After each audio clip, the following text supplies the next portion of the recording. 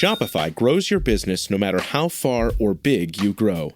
Shopify is the global commerce platform that helps you sell at every stage of your business. Whether you're selling your fans' next favorite shirt or an exclusive piece of podcast merch, Shopify helps you sell everywhere. Shopify powers 10% of all e-commerce in the US. Allbirds, Rothy's, Brooklinen, and millions of other entrepreneurs of every size across 175 countries. Plus, Shopify's award-winning help is there to support your success every step of the way. Because businesses that grow, grow with Shopify. Sign up for a $1 per month trial period at shopify.com/income, all lowercase. Go to shopify.com/income now to grow your business, no matter what stage you're in.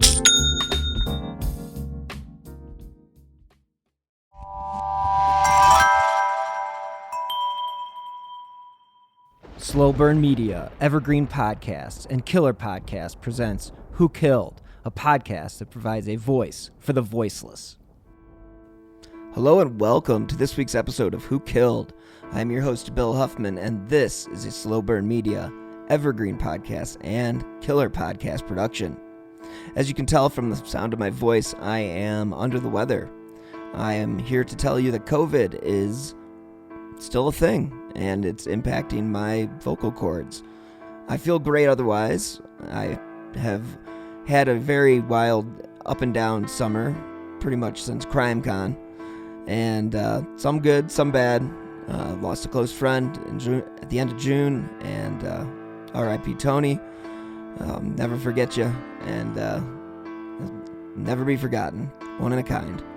But anyway, I just wanted to check in and let you know that I am recovering from COVID, and otherwise I'd be doing a new show.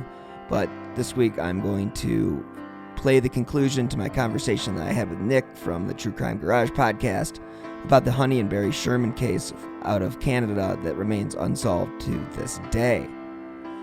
Again, this is one of those cases that there's got to be somebody who knows something, because there's too much inside information. And if you know anything about this case, it is worth taking a listen to. And I hope you guys enjoy this episode, and I hope to be back next week with a full voice and a new story to tell. So enjoy, stay healthy, be safe. On this week's episode, we were going to continue my conversation with Nick from True Crime Garage about the Honey and Barry Sherman case. Now, these are two prominent individuals from Canada. I believe they were the 12th richest couple in the whole entire country, and they were found murdered in their mansion. So, this week, Nick will take the lead, and I hope you guys enjoy the show. Thanks for tuning in. And on that note, there's a case that you've been talking about and looking into.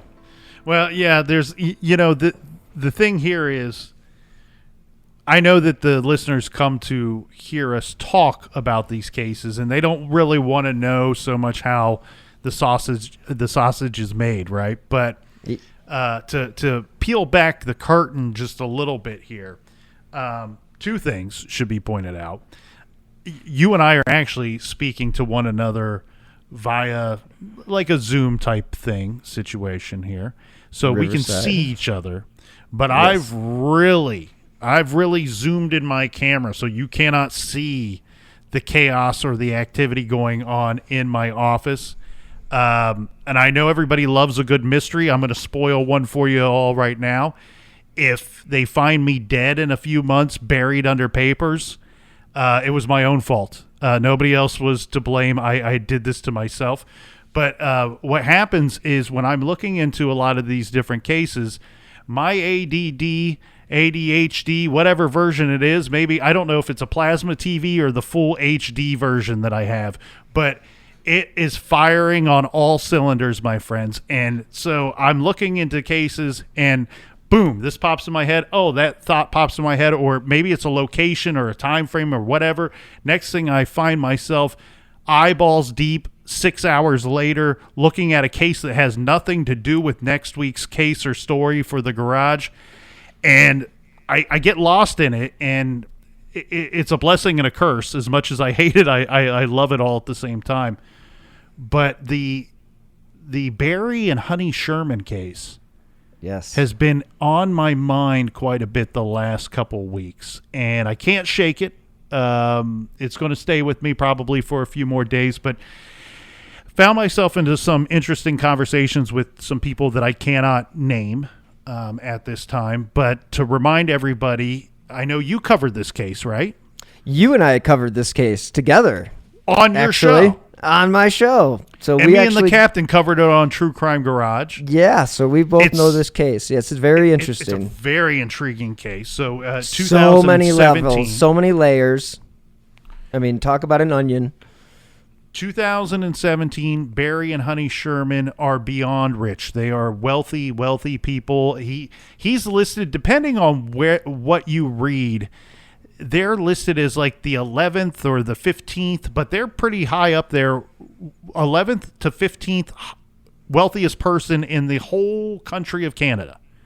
And Canada's got a good chunk of money, right? They got a good chunk of wealthy people there. So they were doing all right. Right, they were doing better than Bill and the Colonel here, but yeah, they had billions of dollars, and right. You know, they were in that thing they call the pharmaceutical industry, and so lots of interesting stuff has come out about the pharmaceutical industry over the last decade or two, and this case is just one of those side notes. It's super intriguing, and it can easily get swept under the rug. So let me know what you've been looking at.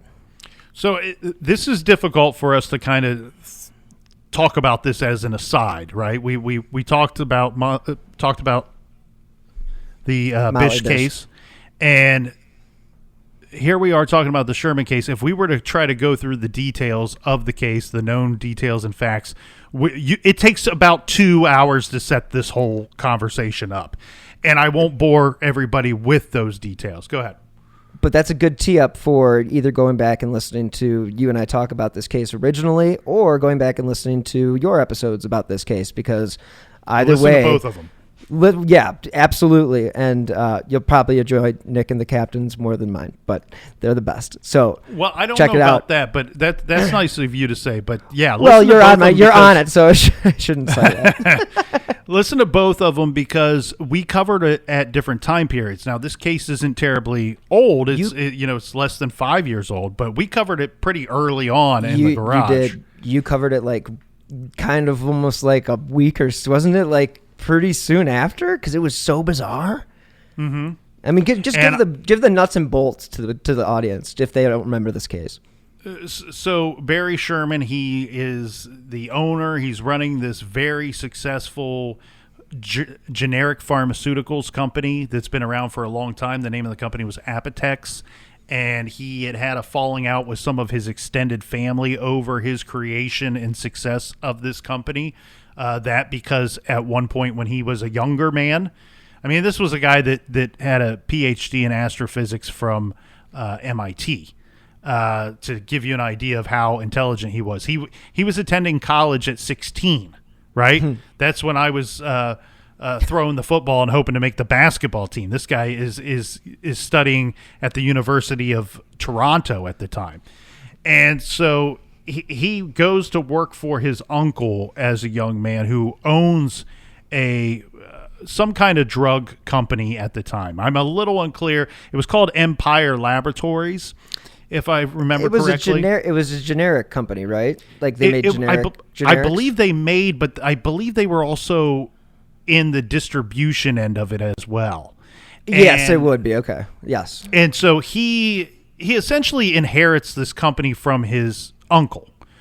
Now, his uncle's got a bunch of kids of his own, and Empire Laboratories was pretty successful, But what Barry Sherman does is he kind of spins this Empire Laboratories into his company that he owned up until his death, Apotex, which was extremely successful, worldwide business. They did big-time business in Europe, big-time business here in the United States, so much so that there was like corporate espionage going on and people accusing one another of crimes, people stealing patents from one another.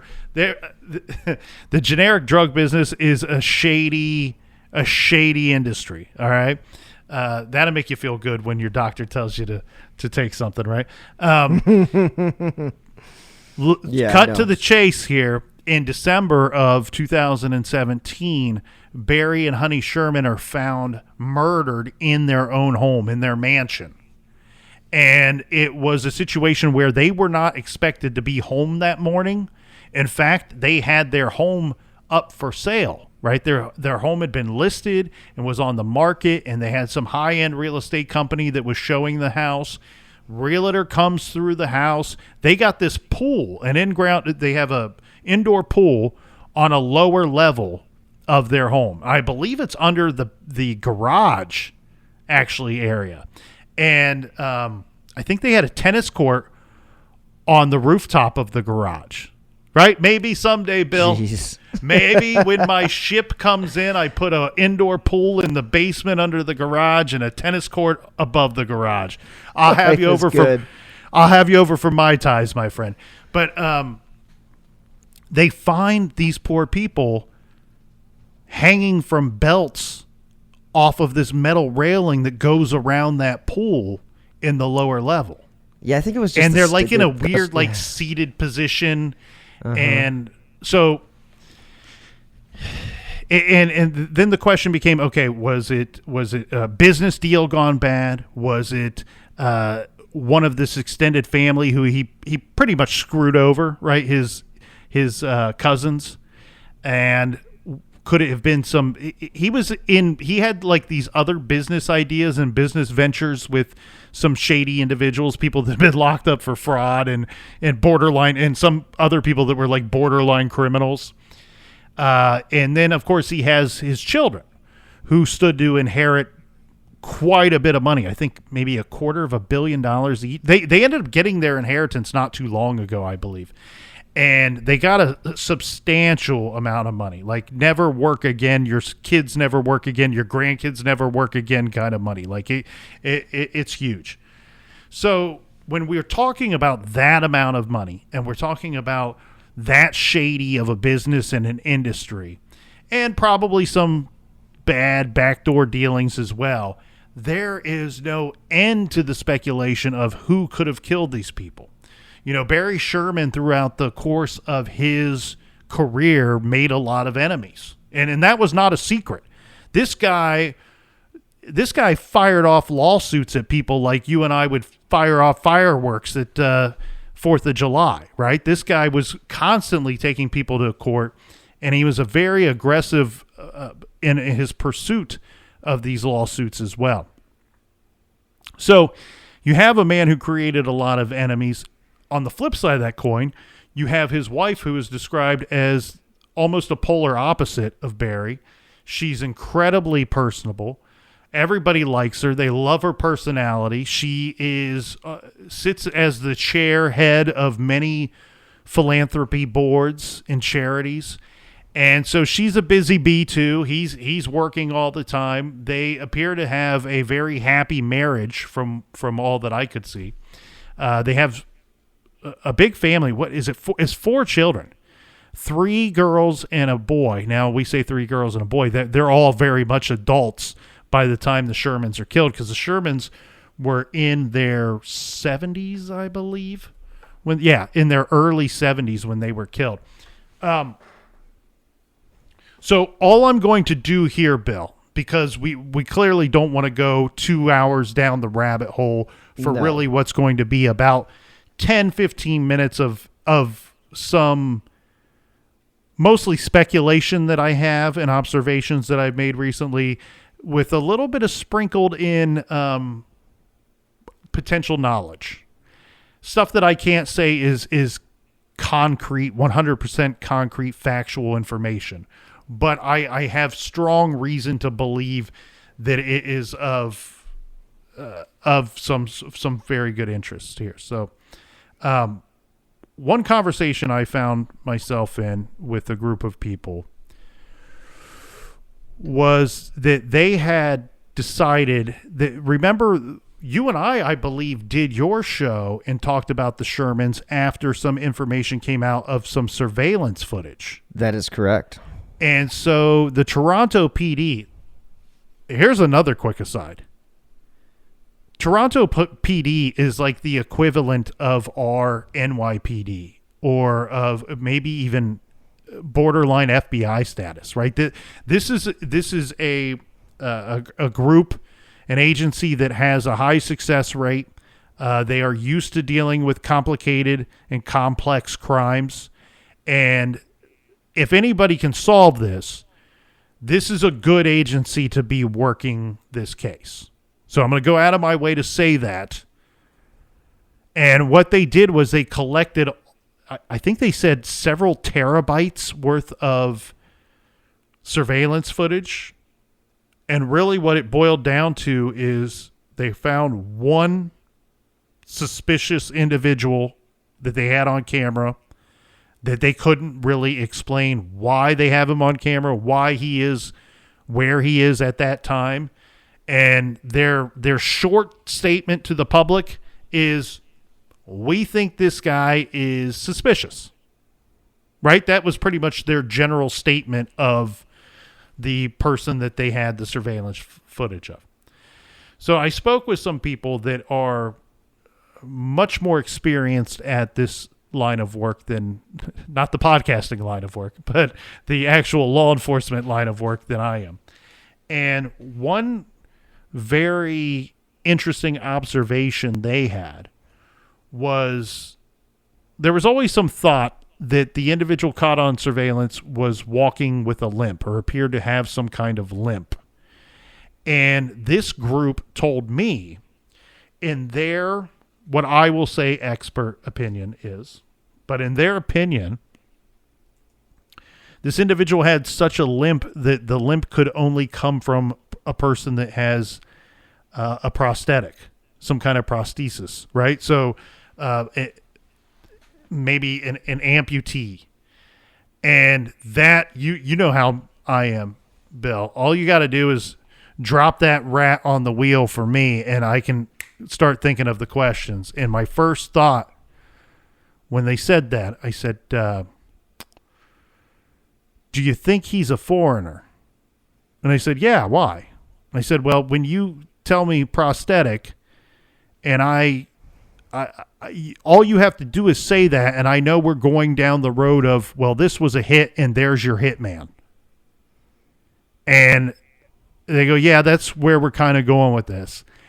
And I said, well, I said my next thought would be, if it's a hitman and it's Toronto, and an amputee, my first thought goes to, well, what branch of the United States military did this guy serve in?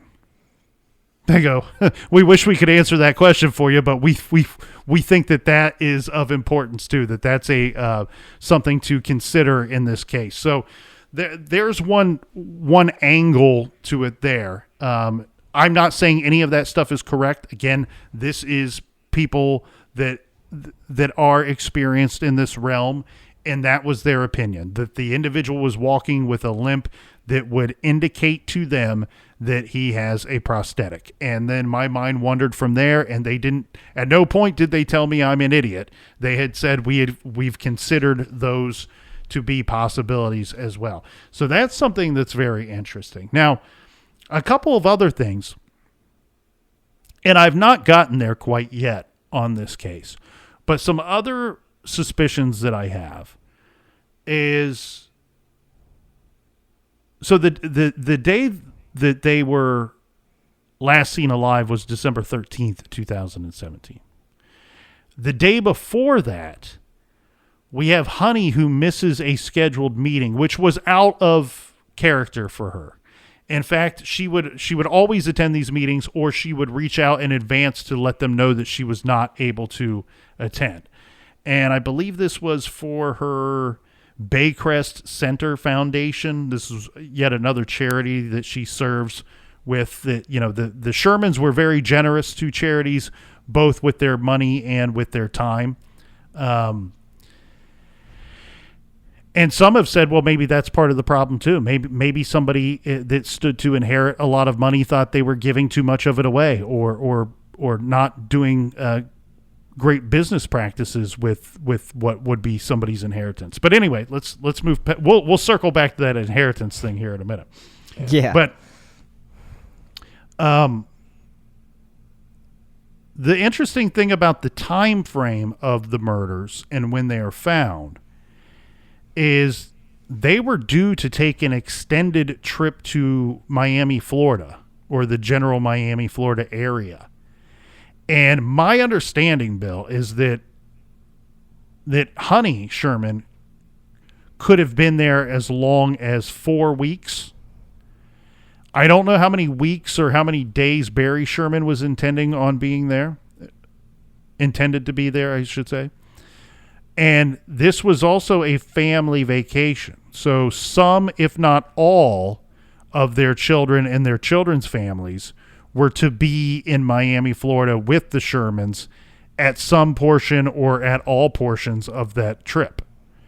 The details of that trip, I do not know them. And I don't know that they're publicly or readily available to us. I would love, oh man, I'm telling you, the past 2 weeks I've been itching and clawing trying to figure out the details of this vacation. Anybody out there can email them to True Crime Garage or to Bill, or leave it on our blog, even better. But yeah, the thing here is I started to question this, right? There's always been that big question of, well, could have been one of the kids. Could they have, not wanted to wait on the inheritance? Were they worried that they were going to lose a big chunk of their inheritance? Now, in the defense of the Sherman children, we need to point out and be clear that they did hire their own investigators to lead a parallel investigation, which has been helpful to the Toronto Police Department's investigation. So, to be perfectly clear, at one point they were, at least collectively as a group, assisting in trying to solve and locate and find the perpetrator of their parents, whoever killed their parents. But that's not cleared them of any public suspicion, right? I'm not the only person that's been suspicious of one of these children. We say children; they're very much adults. Might be older than the two of us, Bill. But let me throw this out at you: if this were a hit, orchestrated by somebody close to the Shermans, what better? Wouldn't you want to create a hit that's not only going to A, achieve what you've set out to do, B, be successful, and C, clear you as having obvious involvement because you have an alibi? What better alibi could you have than I wasn't even in Toronto? I was in Miami, Florida. And my parents were supposed to be there with me. When I found out the news, I was devastated. That's one hell of an alibi. And sometimes these things get messy. Sometimes these things get screwed up. What if the limping guy, let's say he is responsible for this, what if he carried it out a day early? Or another possibility, what if nobody thought that they would be found until after everybody else was already in Miami, Florida? I don't know exactly what day they were supposed to be there, but from my understanding, they were killed either a day or just days before they were due to take that vacation. Now, we all know, well, I shouldn't say we all know, but people that know the case know that the Shermans were Jewish. And it just so happens that the Jewish holiday of Hanukkah, the time frame lines up a little bit with when I believe that their trip would have started, right? It would be natural for Barry to probably take some time to be with family to celebrate those holidays. We do know that they were still at their home on the 12th. We know that they were last seen alive, from my understanding, on December 13th. Well, in 2017, Hanukkah started on Tuesday, December 12th, and it lasted until Wednesday, December 20th. So they could have been set to go on vacation very soon after that. None of this is, of course, any type of smoking gun here, but go ahead. You look like you wanted to yell at me. No, it wasn't. I wasn't going to yell at you. The dates are just a little different than because they were actually found on the 15th. Yeah, and so he was not. Apparently, he was supposed to be at work the day before on the 14th, so they wouldn't have been going on vacation, is my guess. Right. So we need to get some details of that. We need to get some details of the date of that vacation, or when it was due to start, because from my understanding, they were due to take that trip within days of when they were found. It's interesting. We talked about, and you mentioned how their bodies were found, and one of the things that they bring up in one of the articles I'm reading here is about how they actually looked like these they called them junk sculptures from the 70s. And they were posed that way. Barry's right leg was crossed over his left, just like one. However, Honey's legs were not in front of her as those. It's just weird. Like, there's so many weird things to this freaking case. Well, and the people that I spoke with had an interesting debate that I listened to, did not partake in, but the interesting debate was some people in the room considered the Shermans to have been posed, and some of them considered them to have been staged. But what the general consensus was, we're talking about what's the line, right? Where's the line? What's the difference? There can be significant differences between staging and posing. With staging, obviously the main objective for staging something is to make something appear like it's something else, right? Sure. And we do know that when this case broke and Toronto PD hit the ground running on it, there was some speculation by Toronto PD that this was a murder-suicide. So that would back up the argument for those that side on the staging side of that argument. The persons that say maybe that they were posed, well, you could have a killer pose a victim for any number of reasons. One, for their own self-satisfaction, self-gratification. They feel like they've achieved something, or for shock value when they were to be found. The victims, when they are to be found, that it adds to the shock value of whoever it is that is going to find them or believed to find them. So there's and we don't want to get too far into that and into those muddy waters there in this conversation. But one thing that I found, and I'll move off of the inheritance angle here in a second, but one thing I do want to touch on before we move off of that, and this is something that I just cannot shake. Their son gave a very heartfelt speech at the services for his parents when they were laid to rest. Heartfelt is one way to look at it, and I don't want to. I want to be clear here, because there's a strong and probably very likely possibility that this man is perfectly innocent, and he himself is a victim. So this is where it gets very difficult to talk about these cases and speculate, where we have somebody that I'm not the only one to have suspicion of this individual. There's reason, though. So you have to talk about it in that manner, and I think that we should, and we're going to continue to. But at the same time, I do it anyway. With a heavy heart, because I go knowing, everybody else here is a victim other than the person that did this.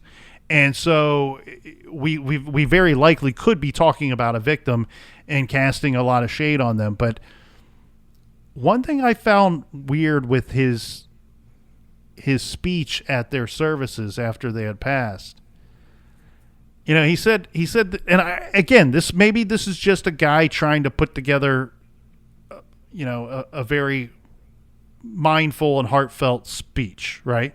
Mm-hmm. I should throw this out there, though. He did graduate from Columbia, so it shouldn't be hard for him to put these things together. But again, his parents have been killed. They died unexpectedly, obviously, and so maybe his heart was completely broken. Maybe he wasn't thinking clearly. But I found it very odd that during that speech, there's a portion where he says, my mother and my father were very much like a lock and a key. Individually, they were quite useful. Individually, they were quite useless by themselves.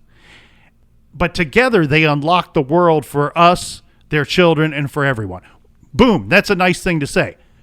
It's very odd for me to hear somebody say separately or by themselves, they were quite useless. Neither of these individuals strike me to be useless on their own at all. It almost sounds like a shot, doesn't it? It almost sounds like they were really nothing without each other. They were really they had to be together. The 5 lions that form Voltron separately are pretty powerful lions by themselves. Together, of course, they form Voltron, and they are the defender of the universe. So very powerful, right? I get it. Yeah, your parents are more powerful and did a lot better together than separately, but useless? It seemed like an odd point to bring up at when you're laying your parents to rest who were killed, to say that they were useless. It almost felt like I don't know. So let's get away from that, because here I am. I'm getting all. Well, let's talk about that. Let's talk about his son, though, real quick. I mean, his son did owe him a few dollars, and there was some, money that he had borrowed from Barry for his storage business. So yeah, well, yes, and we're talking tens of millions of dollars. So. Yeah, I think it was like 40 or 50 million, maybe even up to 60 million. But we also should keep in mind 60 million is not a lot. 60 million to Barry Sherman. But Barry owed $1 billion to other companies, but his company was estimated to be worth what, $4.5, maybe $5 billion. So yeah, and when you get into that, it's like I don't know. It gets difficult to talk about money here, but we're going to continue to. But you're right, and yes, the son owed money, but the son had also had, from my understanding and the public's understanding, that there were several heated debates or arguments with Dad about Dad's other business ventures. Now, he did help his son out. We should point out, though, his son's storage businesses, from my understanding, were quite successful, even though he still owed that money to his father. You just really hope and pray that this doesn't. It's hard to believe that this doesn't come down to money, but you just hope and pray that somebody wouldn't do something like this to what is supposed to be a loved one, a very valued loved one, over something as petty as money. But they say it's the root of all evil. The other thing too, Bill, and this may point more towards money, is the fact that they're both killed, right? Because you would think Barry, who created all these enemies on his own, Honey didn't have enemies. His wife didn't have enemies. No, she was the pillar of the community. So you either have one of two situations. Either she's collateral damage, forgive me for saying so, or somebody so cold and so dead set on getting something had to take them both out. Because if you're looking to inherit something, and it doesn't just have to be money. We can talk about some other things, but if you're looking to inherit something, well, naturally, whatever Barry has is going to go to Honey next. So that's another cog in the machine. That's another middleman that's just getting in the way of what it is that you hope to gain. Now, does it have to be money? No, it could be some kind of position of power, CEO position. I don't know how many titles Barry Sherman probably held. I'm sure that there was somebody directly under him at all of those business ventures that wouldn't mind have taken their seat at the table or taken his seat at the table, right? Mm-hmm. Now, want to talk about bad blood, though, and creating enemies. One that I have found that I don't believe has been discussed is one that I would like to talk about now. And this is potential enemy. Okay. But the timing of this is very interesting to me. So everybody knows one key part to this case is that their home was for sale. They had listed their home and they were in the process of building an even bigger, better castle, right? This one's going to have a moat and maybe a helipad on the rooftop. I joke. I don't know what they were doing with the home, but so let's go through some quick numbers here before we wrap up today. This is something that I'm curious about. Okay. I don't think it's a giant red flag, just curious about it. So they're in the process of selling their home, in the process of building a new home. But when the home that they had was a 6-bedroom, 9-bathroom North York house. North York is a very prominent, extremely prominent neighborhood, right? Mm-hmm. You and I would be lucky to cut the grass at somebody's home in North York. So they built this home. It was completed, and they had moved in 1991. Now, the information I found was that the estimated construction cost of the home was $2.3 million. Not too shabby, right? Mm-hmm. So they lived in it for a long time, and I get it, right? We're all very lucky, especially nowadays. Home values have been going way up in some areas. By the time they had listed their house in 2017, it was listed for $6.9 million, right? Good. That's not a bad increase. Yep. Very good return on their investment. And you would expect a very nice home like that to go up in value in a very desirable neighborhood, right? Absolutely. Here's the part that I find interesting. During the course of the construction of that home that they were selling when they were killed, they had at one point launched more than 12 lawsuits against architects, contractors, and the tennis court designer. More than 12 lawsuits against people that built their $2.3 million home that they moved into in 1991, right? By the time that all of those court battles were resolved, Barry and Honey Sherman recouped $2 million of the $2.3 million that it cost to build their home. If I could do that deal, sign my ass up, because I would do it every single time. Can you imagine how burned some dude felt when he sees their home being listed for $6.9 million? Now, mind you, it's many years later, 15, 16 years later. But damn, didn't he feel burned back in 1991 and 92 when you sued the pants off of me and damn near got your home for free, your mansion for free? And now you're going to sell it at a profit, at a considerable profit, at what, a 300% profit? More, 300% profit. And then you're going to move your ass into a better, bigger castle with a moat and a helipad on top? Well, now I'm pissed. And probably sue those people too. Now I'm pissed.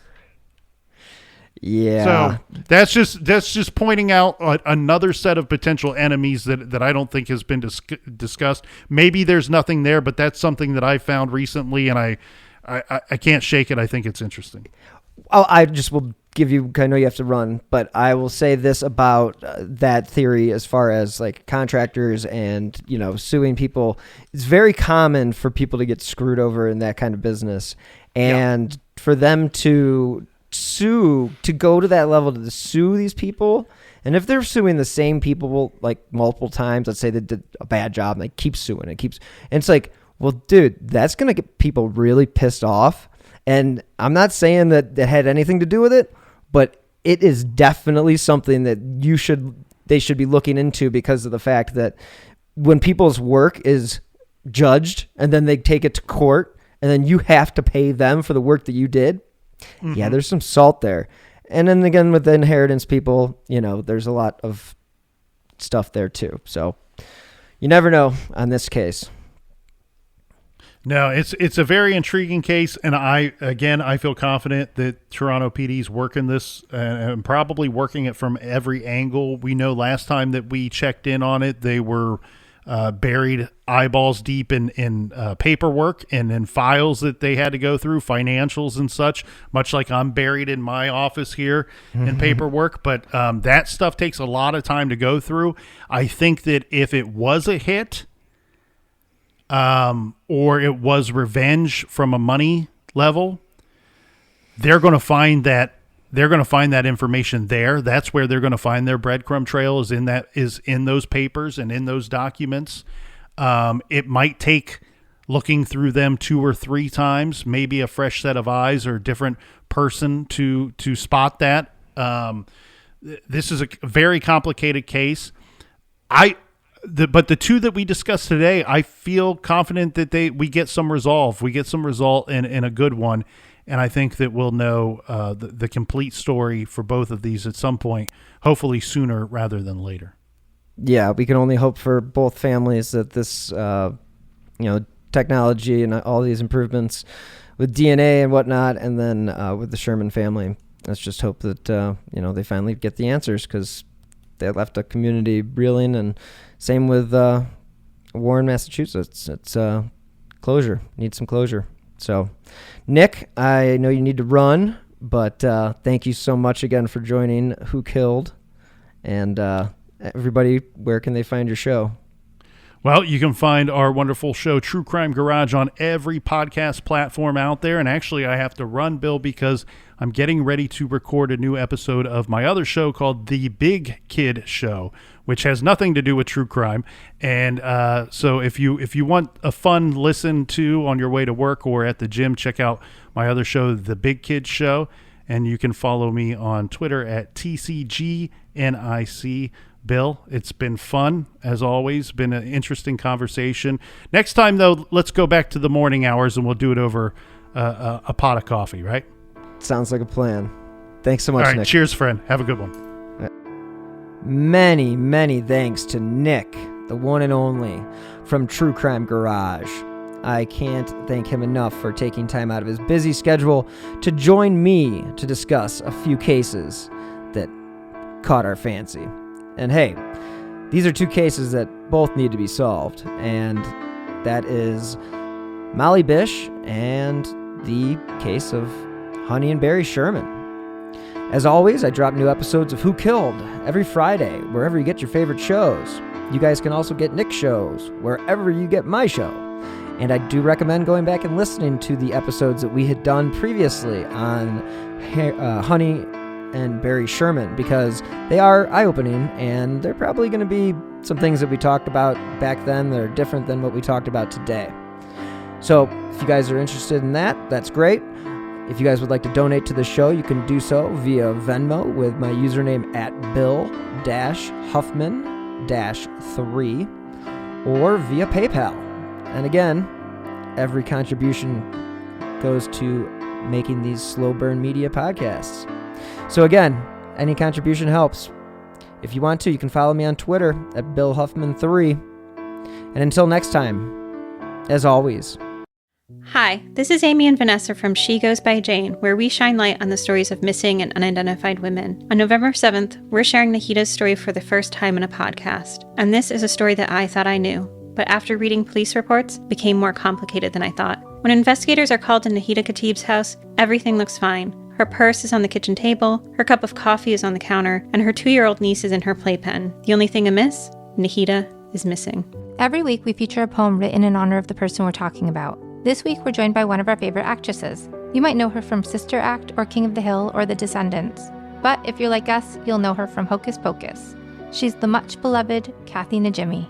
Join us November 7th to hear Nahida's story. Hi, I'm Matt Harris. Seton Tucker and I host the podcast Impact of Influence, which for 2 years covered in depth Alec Murdaugh, who was eventually convicted in 2023 of murdering his wife Maggie and son Paul. That story continues to evolve, and we will cover that. Plus, we will tell you stories of other true crime events that have happened in the South. Please join us on Impact of Influence. And give us a follow on the Impact of Influence Facebook page.